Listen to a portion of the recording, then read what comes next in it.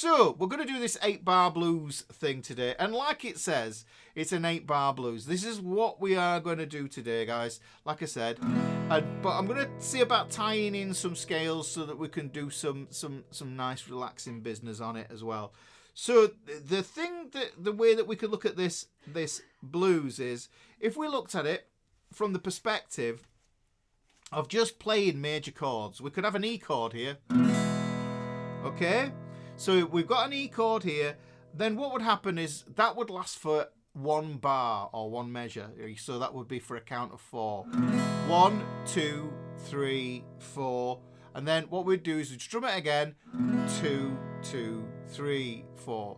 And then what happens is, then what we do is we go to the A7, to the 4 chord. Now, I think I've explained this before, and I could possibly, actually, I've got it set up, so I might as well do, haven't I? And I'm going to draw in my copy of the book. So let's have a look. Let me just shift over. I'll just get a pen. And so what we've got, the way we're looking at it is, if we were imagining that this was the key of E, then I'll see if I'm about doing that down here. So we've got the key of E, then the chords we get are E, F sharp minor, G sharp minor, A, B, C sharp minor, and then we get D sharp diminished, which I'll put there like that. Now, I can write these out in the Roman numerals, which is sometimes useful, which is always useful, to be fair.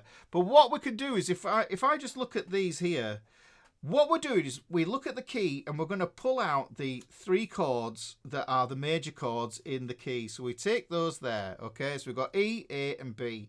And what we're doing is we're basically taking them from being major chords and we're turning them into fancy chords, okay?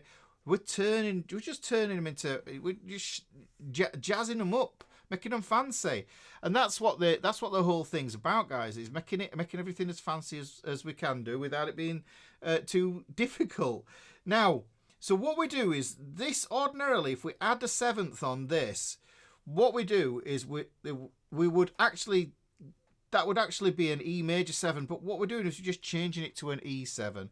The same is going to happen with the A. That's going to be an A7, and then this 5 chord, which is the real 7th, yeah, that's going to be turned into that 7th as well, which explains these chord shapes here. So essentially, we have 3 chords. Those 3 chords we're going to have are the E, the A, and the B7. I'm going to explain through these. I'm going to explain these. I'm going to go through them as well. So let's see where we're at. Let me just switch over there. Oof. It has been warm today. Cup of tea, wet the whistle. Right, so what we're going to do, like I said, was we're going to look at these chords. And I want to look at the chords first, because what you hopefully want to be able to do is be able to see where the scales sit on top of the chords as well, and then you can mix them. So really, we want to be able to understand how to get to these 7ths and things like that. So what we've got here is we've got the good old E major chord here, and we've got it as a 5R3. Okay, guys. So this is I want you to be able to see this here, because we're looking for that. We're looking for the chord that makes this bluesy, and the note that makes this bluesy, and the note that makes this bluesy happens to be the flat 7 or minor 7. So what we're going to do is, if we look at this, if we imagine this is his root note here on the E string, we go up an octave, then this is the octave. If we take octopus 8, go down major 7, and then I go to an open note there, then what happens is that gives me my flat 7. So to get this E major there, and to add that colour, yeah, add that colour of that flat 7, then all I need to do is take a finger off. How easy is that? We go from a 3-finger chord to a 2-finger chord. Yeah, so have a go at that. Yeah, take that 3rd finger off there. Right. Now, this isn't the only chord we can do this with, and there's 3 shapes involved in this, 3 chord shapes from the Cage system. We'll look at, got an E shape, we've got an A shape, and we've got a C shape, which is coming up as well. So here's the A chord. And this just shows you just knowing a little bit about your intervals. This is the 5th. This is the root. This is the 3rd here from that A shape there. Bless them all. Yeah. Yeah, we've got that little pattern there. If I go 5th, root, 3rd, well, that's my root. This open string here under the capo, that is the root as well. We're hearing A here. So that's an A, and that's an A. Now what I do is, because that is an octave higher, oct is 8, 1 less than 8 is 7. That's the major 7, and then if I go to an open string there, that reveals the flat 7. So essentially, when I play my A7, when I want to play my A7, I take the A major chord that I play like this. You know, if you play it like this, it's fine, but you're going to have to readjust, and I think it's just easy. Just cut out the middleman and just play it like this. Yeah, so I can actually just, there's a major 7. I can do some voice leading there, which is nice. But it isn't the blues, Ricky. It's okay, Richard. And Billy, it's okay, right? So we've got this here, so you can see that essentially I'm only holding down the 5th and the 3rd there of that chord, and all the other notes are coming from open strings. So 2 fingers again. So look, 2 fingers here on the E7, and then on the A7, 2 fingers. Now, how we want to switch to this is a really cool way of doing this, guys. So you can get a really quick chord switch on this. If I pivot on this index finger, look at this. So I've got my E7 there. What I can do is I can pivot on that finger there until I get those 2 fingers there, and then take my 1st finger off. Yeah, and I can do it the same going back. This is that whole principle that I have about what I call scout fingers and anchor fingers. So we've got that A7 there, okay? So that's going to be my A7. But essentially, like I was saying to you, that this is a chord where we take a finger off, which is nice and easy. We like that, okay? We've got that there. Now, that's pretty cool. Now, what we're going to do is, I'm just running through these three chords for you. We're going to play this as a B7. And it's actually kind of handy that the capo is there, because what I want to show you is if you take everything off and leave those 2 fingers on there, and I switch those fingers around there, what shape does that look like, guys? What shape does that look like? Come on, let's have a look. Let's have a look. See what shape does it look like? Can you see it?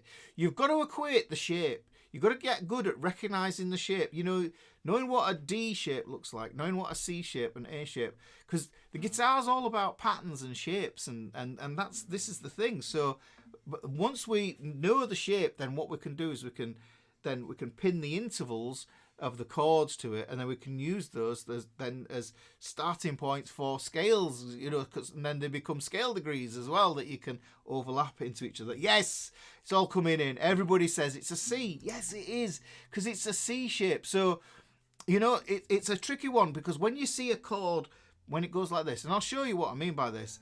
This, there, and then I put this one on here. Well, the reason this works is if I put it, I'm going to play it up here. It's a little bit easier. I'll play it here. This is the C shape. Now, if I put the pinky on here, you might think of that. There's the C shape, and I think of that as a C7 shape because I've got the pinky on there. And what's good about this is the E string, you don't play it, and the other thin E string, you don't play it. So you can strike through and hit the 4 inside strings, the A, the D, the G, and the B strings there. So you can just play those 3 there. Okay? So what we're doing is we're doing that there. Now, the thing that happens is if I take that down, look at that. I'm going to move down there. The shape has still retained. I've got a root, I've got a 3rd, and I've got my 7th in here, guys. That's the flat 7. That's the flat 7. Look at that. If you imagined, look at this. I'm going to show you this. There's the A shape. This is a B note. So here is a B chord. Now, if I put the A7 shape on I showed you not so long since, I could play that there as a bar chord. But what if I don't want to play it as a bar chord? I want this C shape, because this shows you really where the intersect happens, because like the C shape joins into the A shape. Can you see that? Look, doesn't matter where I go on the neck. If I play this here, yeah, play it here, same note, root note, now as an A shape, C shape, A shape, C shape, A shape. And it's just two different ways of voicing the chord that make it a bit more interesting, okay? So what you can do, so what we can do is we can take that shape there. Now, what I like to do is get this F sharp in here because that is the 5th of the chord. Now, if you're clever, because you know it's the 5th, you can go root, 5th there.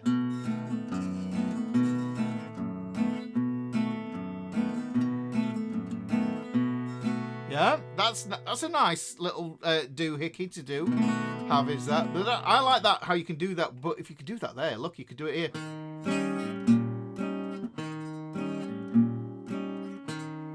I'm doing an alternating bass note there. Let me just show you what's going on with the pick side of things. So on this, it's going. So switching between bass, rest of the chord, bass, rest of the chord. So I'm alternating between the E and the A string there. Okay? So, but going back, like I was saying, going back to this one here, I'm just putting the 5th over here. Because it makes sense, doesn't it? Because this is an E string and this is an E string, that they would be the same note. So that there, and that's the way you play the B7.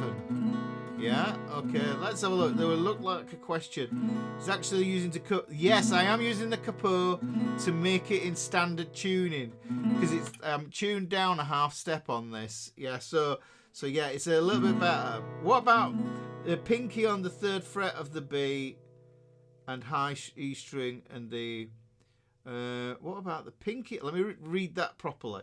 What about the pinky on the 3rd fret of the B and the high E string in the E and A chord? Yeah, you could do. Yeah, well, that's what we're going to do. You see, what we're going to do is essentially we're looking at taking fingers away. Now, what you can do is, if you don't want to play the full chord and you only want to play those inside 4 strings, A, D, G, B, E, A, D, G, B, leave the E strings out of it, then you can have a 3-finger version there. So look, 2 fingers for this E7, 2 fingers for the A7, and then we get the B7 here like this. Now, when we go from the A7, how I showed you, if you look, if I scout with that finger there, that index finger on the 1st fret of the D string, then I can get the rest of my shape on it. And this is what I call a 2-finger group here. It just moves up a string like that. It's very easy. Yeah. It's nice if I do this as well. Going from that minor 3rd to the major 3rd there. Sounds really kind of a nice little kind of bluesy tinge there. So E7, A7, B7.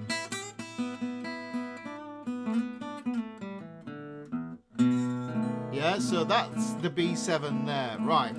Now, that isn't the only way that we can play this.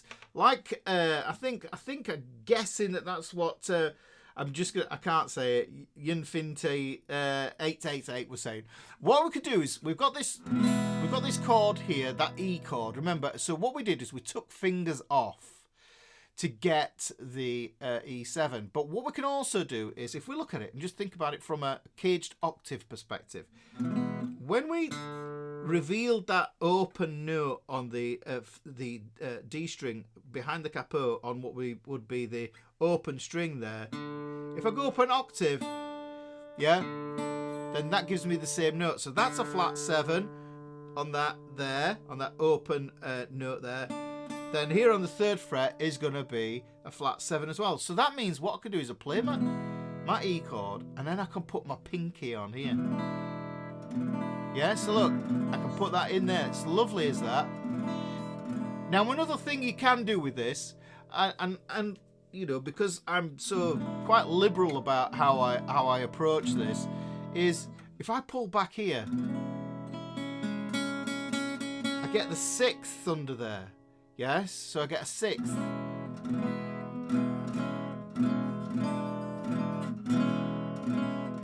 There's just this little riff. It's worth the price of admission. So you can hear that blues thing. Now you might have come across that sort of two-finger, two-string shuffle idea like this. But you might think that that's not chordy enough, and that's a bit riffy.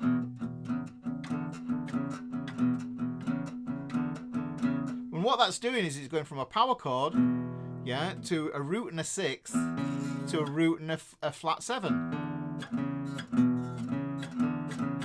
But what we can do is we can do the same thing here. Yeah? And this can become a lot of fun if I turn slightly, hammering onto that sixth from the fifth.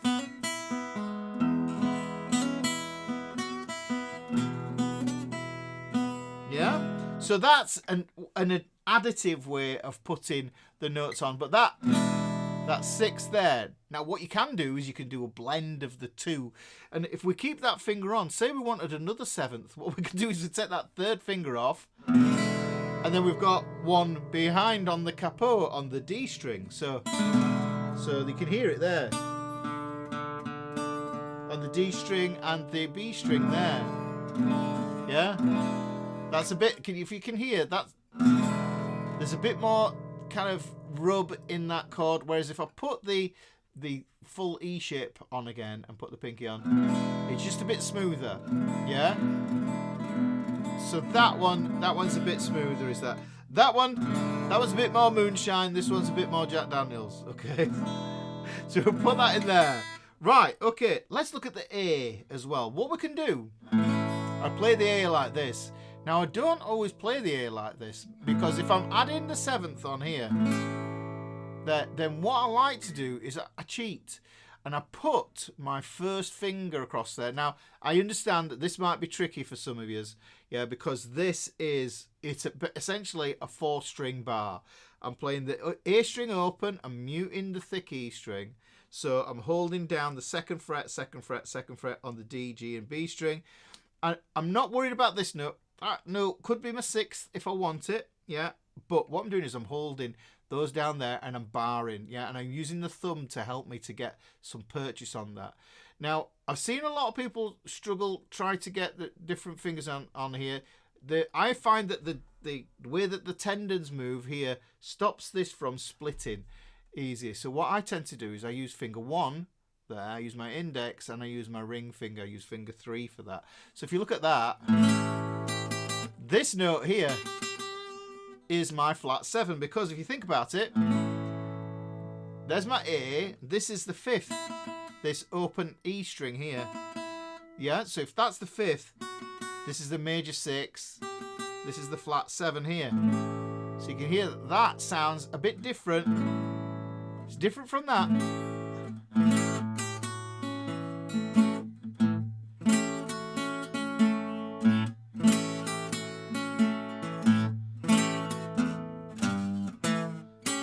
Yeah, so what we can do is we can get that there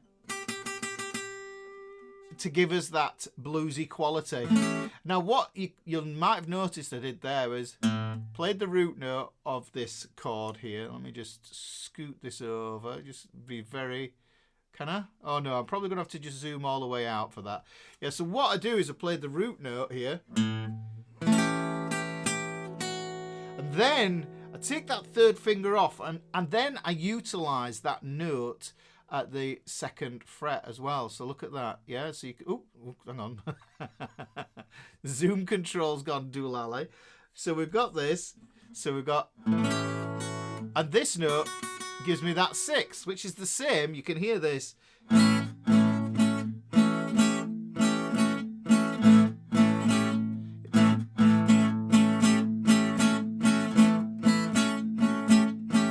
What I'm doing is, to get the A shape, I'm raising the pad of that finger off the thin E string to let it ring.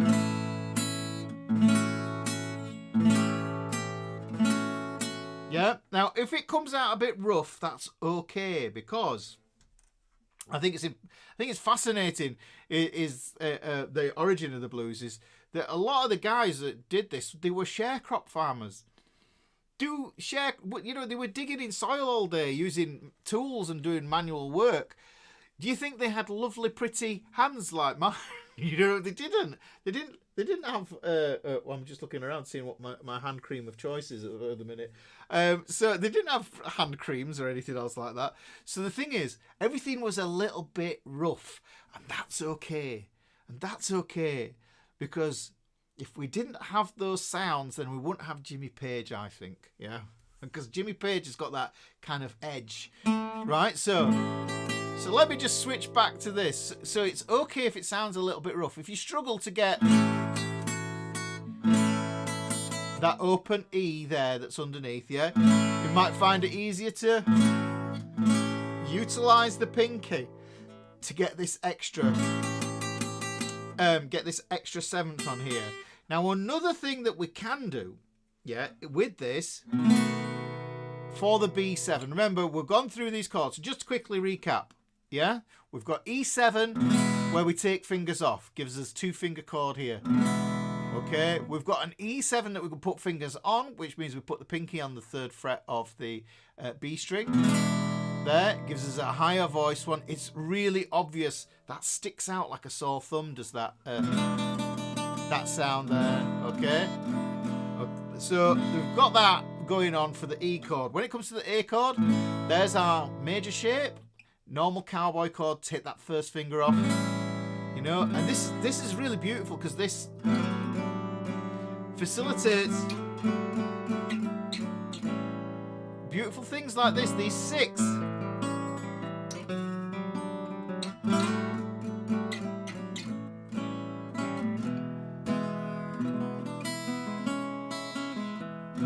So you can see that we've already got this going on, okay? And we've got some... That's what I'm just showing you, that it can use for this business here. Yeah? Very pretty, yeah? Just another evolution of taking this blues thing into a different territory. You can double the flat 7 on this as well. Like that, if you want.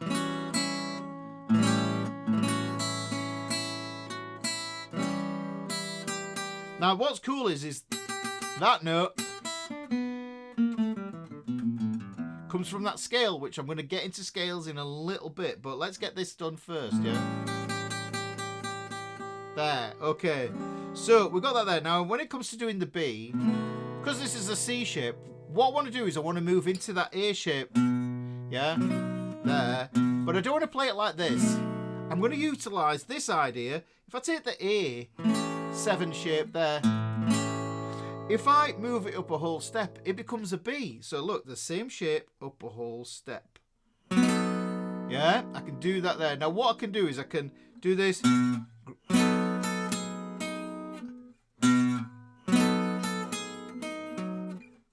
Just go do a little cheeky grab of that root note there.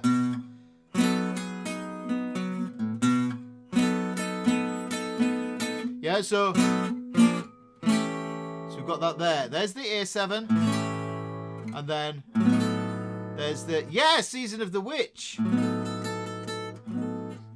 think, is that Cat Stevens? Am I right thinking that?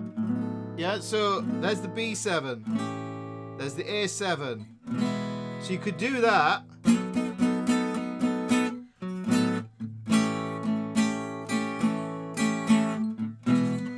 Yeah, so we've got that going on there.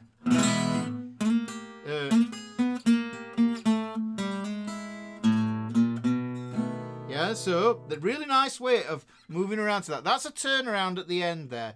And it's worth noting that we can do something, Donovan, there you go. Something else with the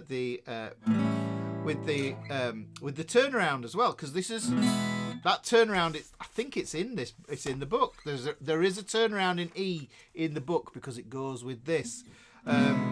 So now what we're going to do is we've kind of got all the chords that we're going to need now. So those are the shapes. And I can drop on any of those that I fancy, really. That's the way I'm looking at it. And I should say, if I was thinking, I will say this. I know I've got a couple of positions for the A and for the B. Why not for the E? Well, let's do one for the E, yeah? Because the thing is, here's what it's going to be. It's going to be a D7 shape. Now, if I take that D7 shape here, yeah, and I move it up a whole step, chords move like notes, yeah? So there's the D7, move it up a whole step.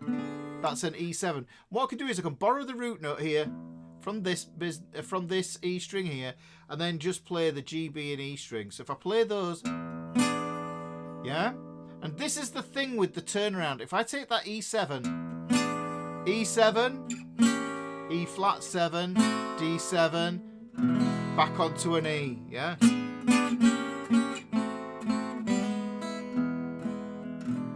So what I can do is I can tap into that as well. So I actually do have another.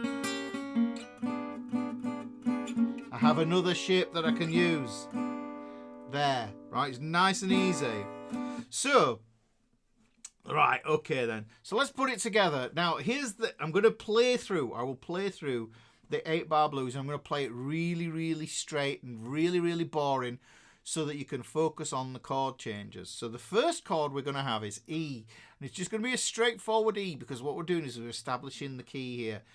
1, 2, 3, 4. Bar 2, or measure 2, that's going to be E7. And now what I can do is I can shift to either of those A7s. I'm going to keep it simple. I'm going to do those 2-finger shapes there. There is the A7. That's for 2 bars or 2 measures. So now we're already halfway through the 8-bar blues there. So look, I'll play that for you again. So 1, 2, 3, 4. E7, 2, 3, 4. Pivot. 1, 2, 3, 4. There on the A. 1, 2, 3, 4. So we're halfway through, okay? That's all we've got there so far. Now, let's get into the next 4 bars, which is the last 4 bars. But 1, 2, 3, 4. We do a switch to the B7, and I love how this feels in my hand, actually, because it's really, it really demonstrates how you want to be thinking about chord changes. This is a static finger, and what I'm going to do is I'm going to move the first finger up towards the ceiling and the third finger down towards the floor using the same finger. So look, first finger goes up, third finger goes down, then I put my pinky on, and I get my B7 then. There's no wobbly bobs happening in this one. Phil, we're not even thinking about it in that way, mate. Okay, we're not even thinking about it in that way. You could, the D sharp, I think of that as being a B7 anyhow. Okay, so, no, I'm not going there. Right, okay, let's go here. We're going to do this. There's the B7. Okay, so for this is for bar 6 and bar 7. We've got E. 2, 3, 4. We do that pivoting thing, finger up, finger down, pinky on. That's 2, 3, 4. Now, here's the tricky bit, okay? The tricky bit that we've got now is we're going to go E7, A7, E7, B7. And what you'll notice is, actually, if I just show you here, you'll see, if I just zoom in, shall I zoom in here? Can I zoom in? Yes! I can zoom in here.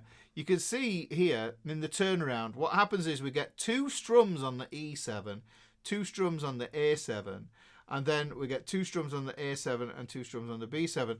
And this last 2 bars are set aside for the turnaround. Now the thing with the turnaround, and let me put my mug on for emphasis, because the chords change quicker, yeah, essentially what you need to do is, that's going to be the slowest changes that you're going to experience in this.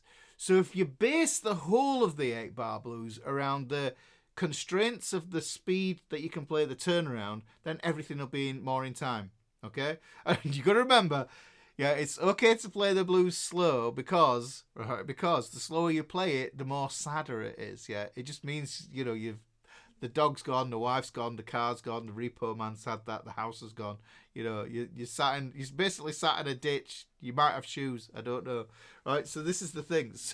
So that's what we're saying. So let's just look at that. I'm going to zoom in on the changes there. So I've got E7. And then what I'm going to do is I'm going to pivot on that first finger there to get the A7 there, take the first finger off. And then I'm going to go back to the E7, so that means I put that index finger back on, move my middle finger back up to get that E7 shape. And then all I need to do now is put that index finger up there, third finger, and then put that pinky on. Yeah, Angus, there will be a Wobbly Bob masterclass at some point. I need to get it out of my system, to be honest. Yeah, so there's the B7. So E7, 2 strums, A7, 2 strums, E7, and then B7.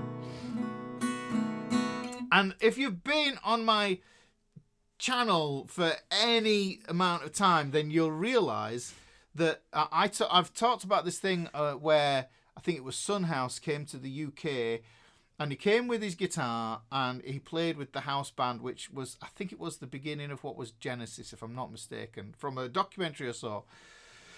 And they couldn't understand why he wasn't playing the blues in time. And basically they said, well, we're playing a 12-bar blues, aren't they? And Sunhouse said, it isn't a 12-bar blues, it's however many bar blues I feel it is. And that just blew the whole idea of like having to stick to 8 bars. Yes, it's an 8-bar blues in E. That's what you know. This is here. It's got structure. You can stick to it if you want, but if you want the human experience, then what you want to do is you want to be able to be free and just say, man, I'm digging this A7 here. I'm on something here, and I've found some notes that I really like. Oh, this is juicy. I'm going to stick on this for a bit, and that bar. It expands, and it might expand to be like 2.5 bars. It doesn't matter. It's perfectly fine, because that's the whole thing. It's about not Genesis with Phil Collins. I don't know if I can't remember what the band was called. I can't remember what it was called, and it might have been what's his name? Rutherford, Mick Rutherford. So something like I should post something in the fretboard fraternity about it. I'll find it. It's a BBC documentary, and there was a whole bunch of them, and it was can white men play the blue? Can blue men play the whites, or something like that? I'd have to find it, but I know it's on YouTube. I know it is on YouTube. If I find it, I'll post it in the old fretboard fraternity. And you know what? 888, it is the perfect way to do it, because that's what I'm on about. It's about feeling free and liberated. Now, what I should say is what we've got those chords there, and there's lots of different ways to play these chords and how we play them. So we've got all the different grips that we can use. Now we know the structure, the form of the 8-bar blues, that we realise that we don't have to adhere to. Yeah, what we can do is we can add bits to it. So what we want to do is we want to add some scales, and the scale that you really want to tap into with this, the first one really is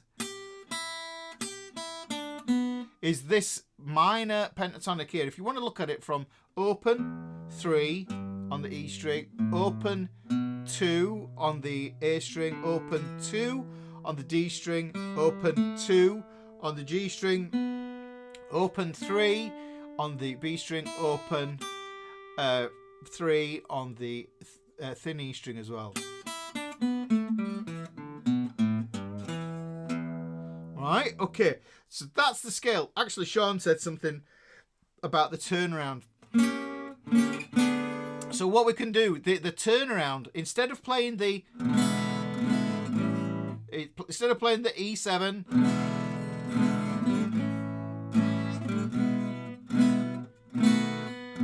we can, there, which is the turnaround, what we can do is we can play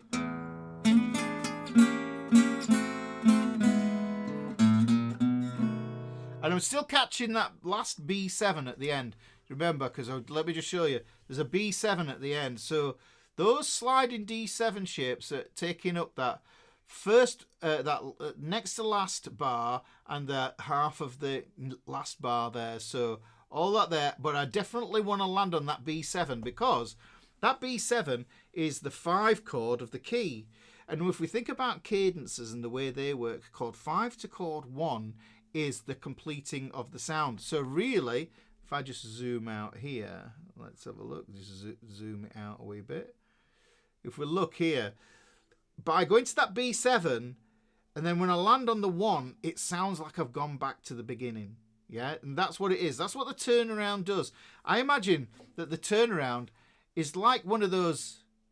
It's like one of those train things. When the train gets to the train station and there's no more track, yeah, and the train wants to go back the other way, if it hasn't got an engine on the other side, there used to be these turntables, and they just turn them around and face them the other way, and it goes back again. So it's very much kind of like that. And the train is perfect because the rhythm of the train is the rhythm of the blues. Yeah, so we've got that going on there. So, but that turnaround, hopefully you'll see that. Let me zoom in. Turnaround goes. So look, remember D7. Yes, it is a loop, Sean. Yeah, there's the D7. Move it up a whole step, becomes an E7. So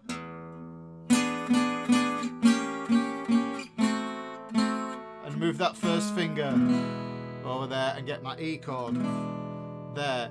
And then once I've done that, it sounds finished. Can you hear how that sounds finished?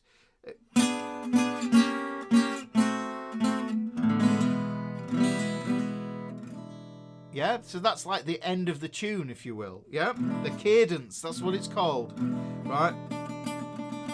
Now, what we can do with that turnaround, I should say as well, is I can get rid of some of these fingers.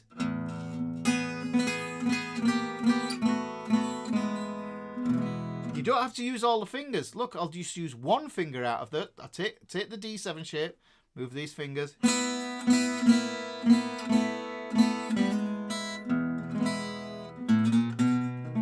Now that's taking me back to the beginning again.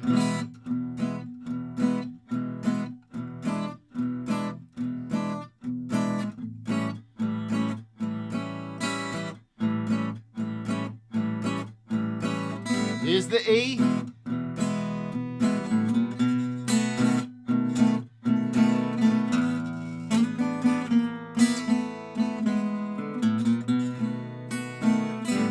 So that is the full 8 bars that I played there. So that was a full go around that.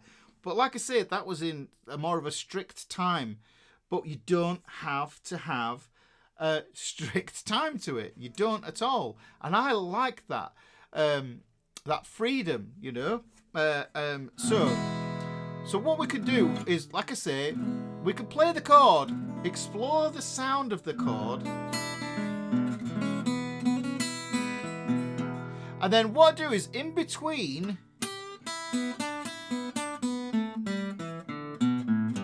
play that E minor pentatonic. But what we could do is we could add some bluesy flavour to that by adding the flat 5. And let me explain. The open E string is the root. The 3rd fret is the flat 3rd. The open A string is the 4th. This note here is the flat 5. The blues notes. The blue note here. And there's the 5th just here. So now what I can do, and then I go here, flat 7 on the open D string, 2nd fret on the D string is the root note again. Yeah. And what I do is I practice those in little sections, so you could go.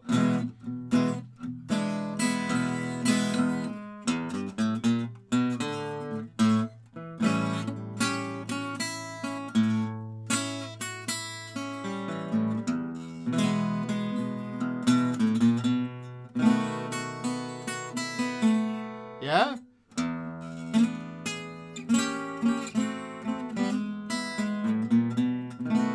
Yeah, so we've got that going on there. It's pretty cool there. Right? So now what I want to do is, if I want to go up the octave with this to end on this thin E string, got that, and my flat 5 is here. I can do some little pull off stuff here.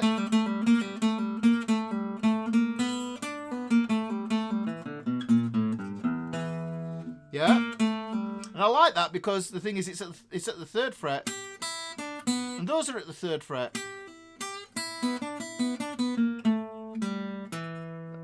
You see?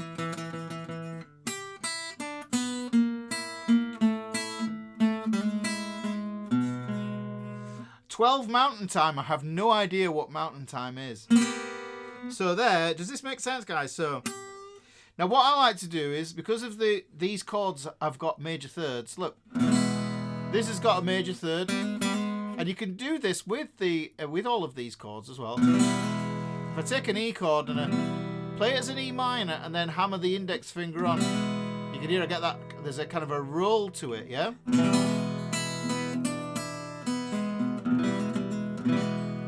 I can do the same thing with an A7 here. I can actually hold down on it. It's like an A minor 7. Yeah, and I can do it on that B7.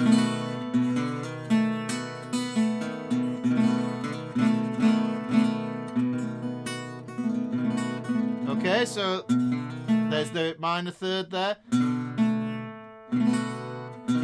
then I put that major third on, becomes that B7 chord. So that's a nice little effect. And I like to use that on its own, just like...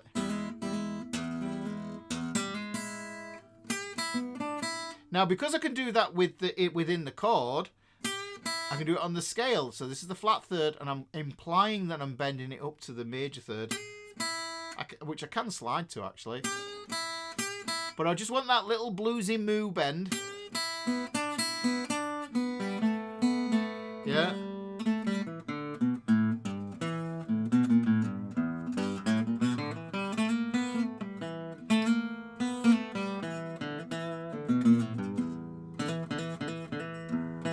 And I particularly like that. It's a kind of a Reverend Gary Davis sort of thing. And it's the rougher you do it, the better. Play the open thick E string and hammer on to that. The timing should be just a little bit out.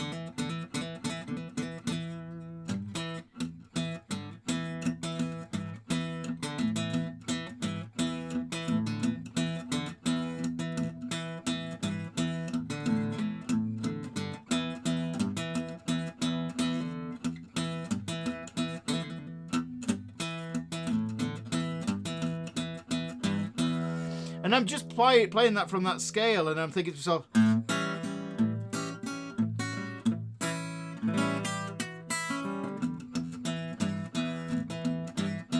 yeah, so we've got this little idea here.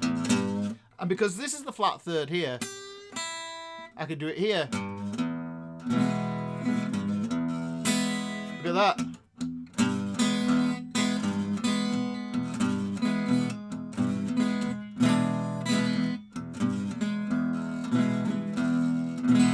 You need strumming hand cam. I'm not showing off. I'm definitely. I never want to be told I'm showing off. Yeah, I definitely want to make sure that you can relate to it. You know, that's the whole thing. So you hear that there. So you've got that there going on. You could do the same thing what I was doing there with that on the A as well.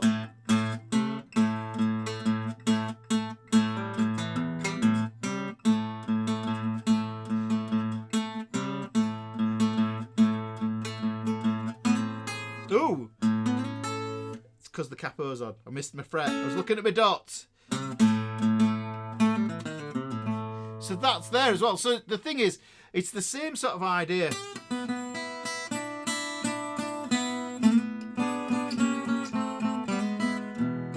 So we've got that going on there. Now, here's another cool thing that we can do off this.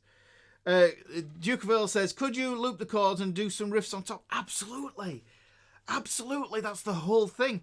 And you know what? I'd take it one chord at a time. I'd just play a riff using the E shape. You know, maybe shifting between that one.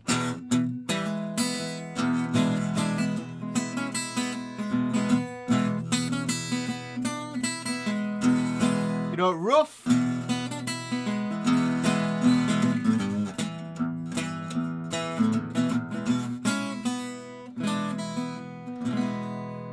Right, so we've got these. So we could do that, and then what you do is...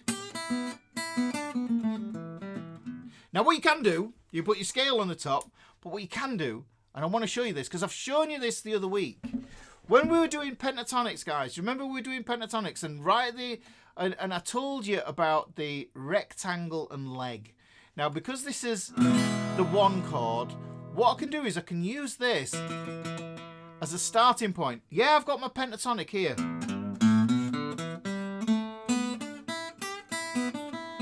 Yeah, I've got that. That's great. I know where that is. But what if I want to... I don't want it to sound so mournful. What if I want it to sound happy? Because blues is about a mix of happy and sad, isn't it, really? So what I do is I can use actually the open E string as well. Yeah.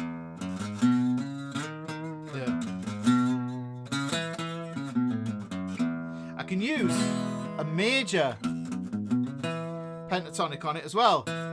But what I like to do is I like to target this root note here in the 5R3. 5R3. So go from the R there, and what I do is I go up a whole step. So you can see I've gone up a whole step there, and then what I do is I draw a rectangle. So this is one corner of a rectangle. There's the other corner of a rectangle, up the next string. So I've got this rectangle here. Now if I want to as well, what I can do, I can fill that in as well. I've talked about that before.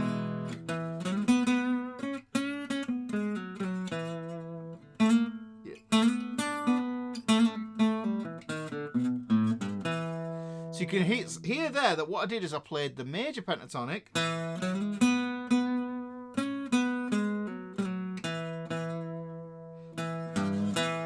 And go straight into that minor sound there.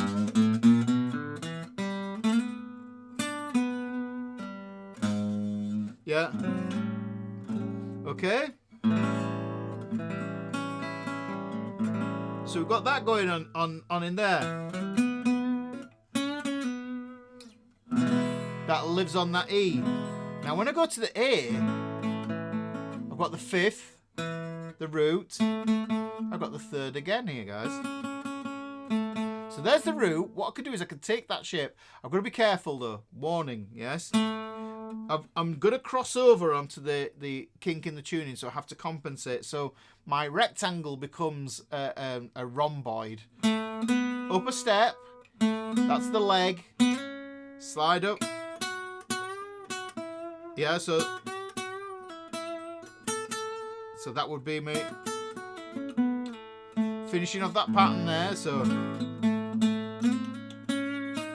oh, look, I did it myself then.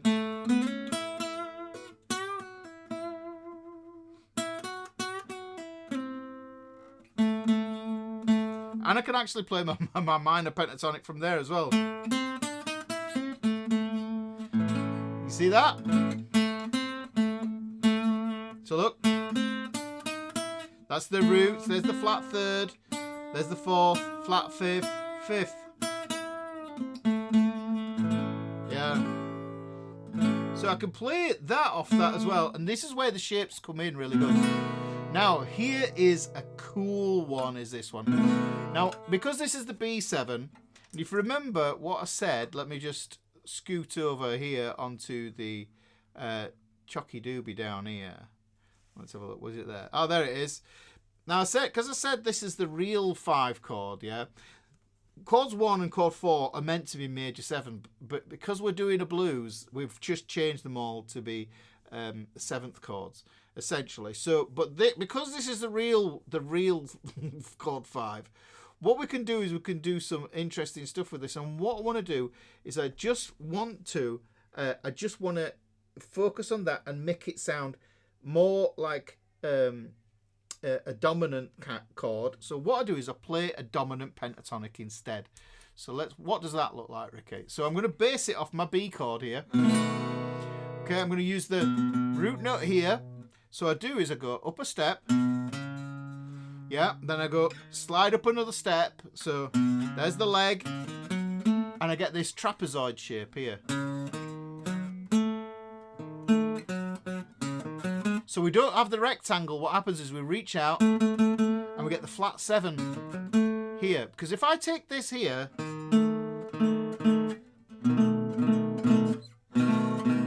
you can see that it's part of the B7 shape here. Yeah?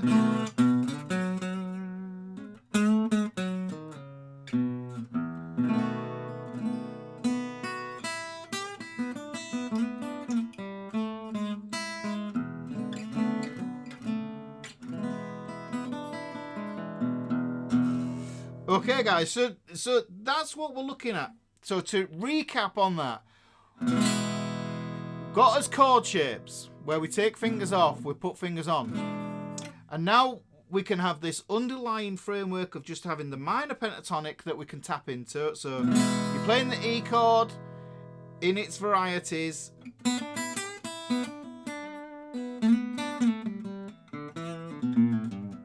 Yeah, you can play that there. When you play the A7,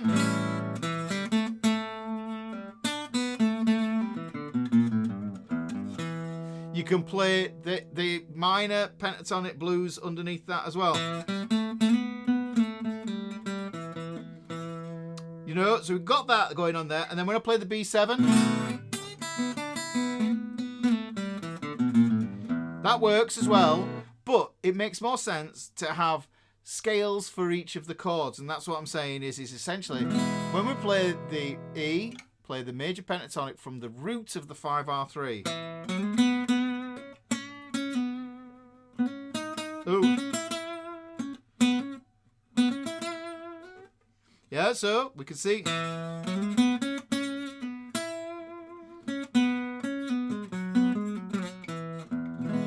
So that's where that lives there. Play it on the A.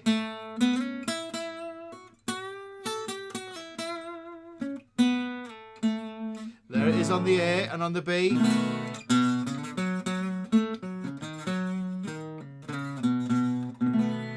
And that's where it is on the B7 as well. Now I could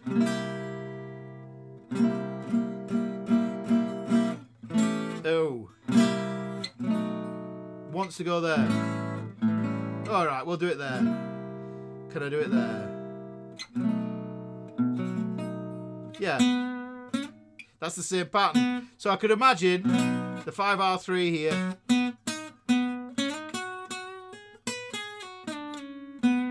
There.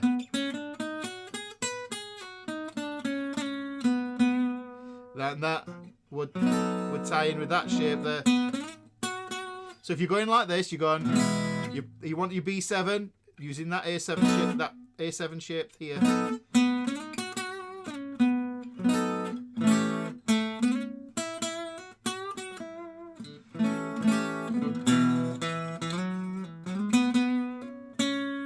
Oh. Yep, so you can do that. The capo's throwing me off as well. My dots have moved. So hopefully. There's a lot going on there, guys. And like I said, the thing is, yeah, take your time. Doesn't have to be the 8-bar blues. So I can go.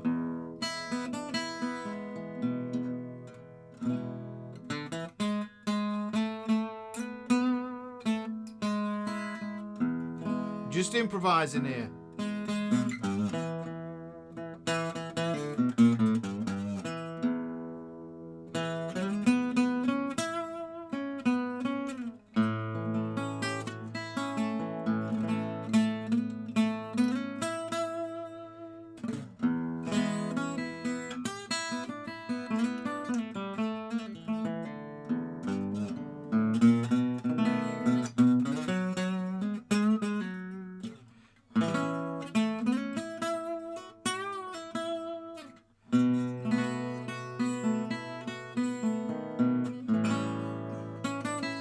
Quite like putting suspensions on these as well.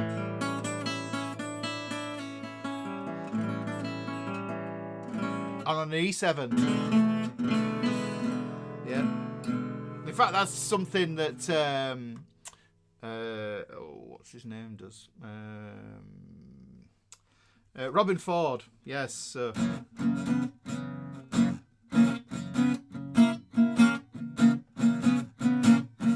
You can go from a seventh to a 7/4, and you can get that bluesy shuffle rhythm.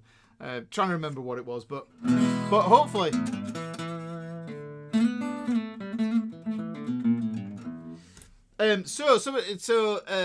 Infinity 888 says, so are you playing different modes of the E pentatonic or actually modulating the whole scale to match the chord? Yeah, I'm matching the tonality of the scale to the tonality of the chord. So if it's a major chord at its heart, I can play a major pentatonic on it. Yeah, so on the E major, I'm playing an E major pentatonic, but I can jazz that up by adding that flat third, which is the equivalent of the flat 5 for a major pentatonic. Yes, okay, for a major blues. Okay, there's so much to go at here. There is a hell of a lot to go over with this. Yeah, there is a ton of fun to have in this one. And like I say, this is a garden strummer. This is one just for sitting and figuring it out. And you can just stick on one chord. Look, I'll just stick on one chord, guys. So I'm just gonna.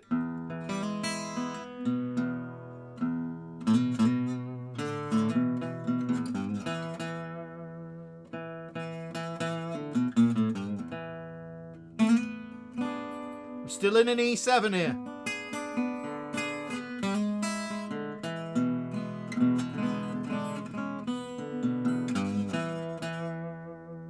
Now I'm going to change to the A7 because the tension's too much for me to bear.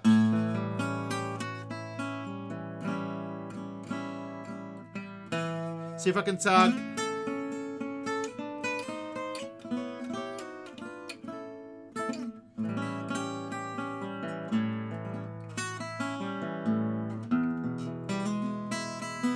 Back to the E here. Now what I did there is, to get to the B7, I go from there's the root, so I go from the flat 7 to the major 7 to the root of the chord there. And that leading note, that major 7, wants to end on that chord there. It's lovely as that. There.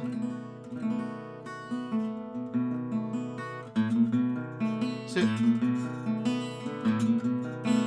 just get used to that bit, to get used to that change. And that's a really cool way to learn things, guys, is to do permutations. So not just learn something as it's written, you know.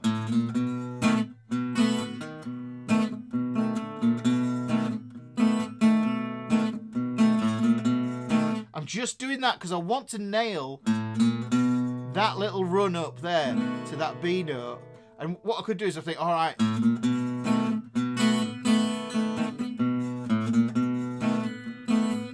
I'm just putting a rhythm on the chord, essentially. And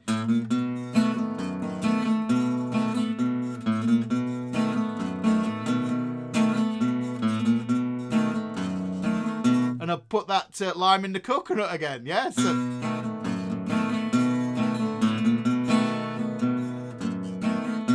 That's a wonderful way of doing it. So I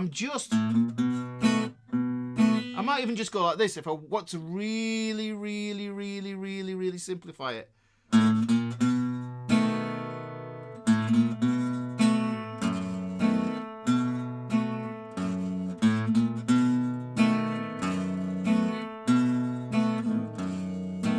Yeah, just doing that, taking it super, super slow.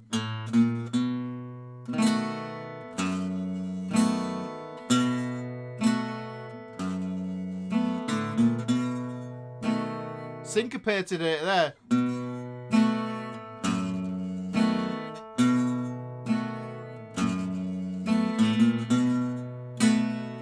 Now I'm going to put some upstrokes in the strum now. Oh, that's tricky. Now it's starting to sound as if I should be doing some sort of Zorba the Greek thing there. Yeah, but so we got that there. And like I've got my pinky there. Look, okay, I've got the core of the chord there, and I'm playing parts of the scale underneath it. There.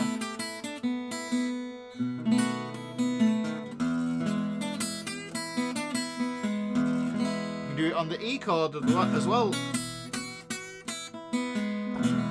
And the cool thing is if the pinky's a bit weak on some of the notes, it's fine. Yes, Sataki, that's the one.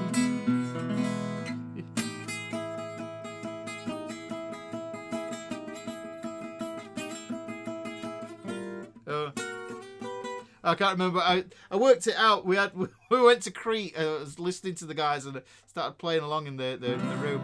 So, okay. I think that's about it, guys. I'm going to love you and leave you because, yes, Man City are on as well somewhere. I think so. We're going to find it. There might be. Don't know. I've got to listen to it on TalkSport on radio or something. So, hope you enjoyed that, guys. Like I say, this is a lesson from the book. This is lesson 52. Lesson 46, page 52 in the book. And if you haven't got the book and you want the book, there it is. There it is. No lesson for 2 weeks, unfortunately. Yeah, I will see you back here. What did I put the date on there? Yeah, so back on the 23rd at 7 p.m. UK time. For people, all the members of PDF Club. If you're in PDF Club, I'll do some swanky, lovely handouts for this as well. Just expanded notes.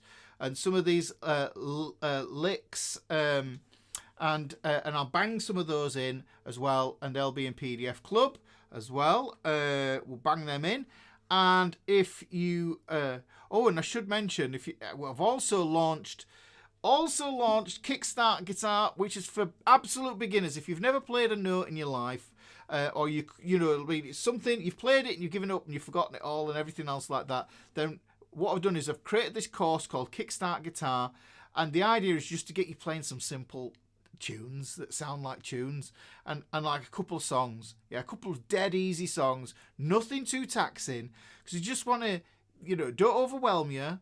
Get in there and get on it. So there's a link in the video description here. Mrs. Ricky, she might have put a link in the chat there as well. And that is at a special launch discount because I put a lot of people have been waiting for the Kickstart course for a long time. So the thing is, will I continue posting? Yes, I will do. It's up. It's done. I'm glad it's out. I'm glad it's launched. Yeah. So, but the launch ends tonight, guys, and it's 29 quid right now, and it goes up to 49. Yeah, so that's the special launch price, unless you're in PDF Club, because then if you're in PDF Club, it's just 29 forever. Because that's what happens in PDF Club, guys. You get there's always the discount price, or a discount code. So that's what we're saying there, guys. That's what we're saying. We're saying we're done, aren't we? I think we are. So get the book, join the Fretboard Fraternity. You know it makes sense. Join the Fretboard Fraternity. Meet people who like guitar, just like you. And we'll get cracking, eh? And we'll get cracking when we get back. And I'll see you in a few weeks. Let's have a look. Where am I? I think I've done all my bits, haven't I? I have my list of things. I've done everything there. The roll call's all done. What have I got? What else have I got there? Well, what I also basically like to say at the end of each lesson is, guys, remember who you're playing for. Wallop the like as well before you go. And I'll see you in a couple of weeks. And until then, yes, Vicky's back on the 4/23. You guys do it the wrong way around for me. It puzzled me every time, especially when it's 11 and 12 and stuff like that. You're going to miss us. Well, that's lovely. But somebody said something about will you continue posting? Yes, we've got a ton of videos all posted. We've done some really concise ones. I've sat and watched through this Saturday's lesson. and I think it's about a 45-minute. It's basically we've cleaned up one of the lives there, and we've taken all the waffle out and just got to the juicy bits, and we've trimmed it down to about 45 minutes. And when I watched it, I thought, oh, that's a doozy. That's a really good lesson. And it's about seventh chords, guys. So if you want to learn a bit more about the theory side of chords, then watch out for that lesson coming out this Saturday. Saturday. Proper Yorkshire there. All that remains is to say, look after yourself. Remember who you're playing guitar for. Yes, remember who you're playing guitar for, and I will see you very, very soon. So yes, join the fretboard fraternity. I will probably be monitoring that because that's what I do. I'll see you soon, guys. So take care of yourself. Look after each other. Look after yourself. And enjoy your guitar. Just have some fun with this. Just have some fun with it. Go over it again. You'll need to go over this a few times. You will need to go over it a lot. Okay? It's okay. Okay? Because it's reinforcing it. There we go. I'm waffling now, aren't I? I'm going to go. See you later. Bye.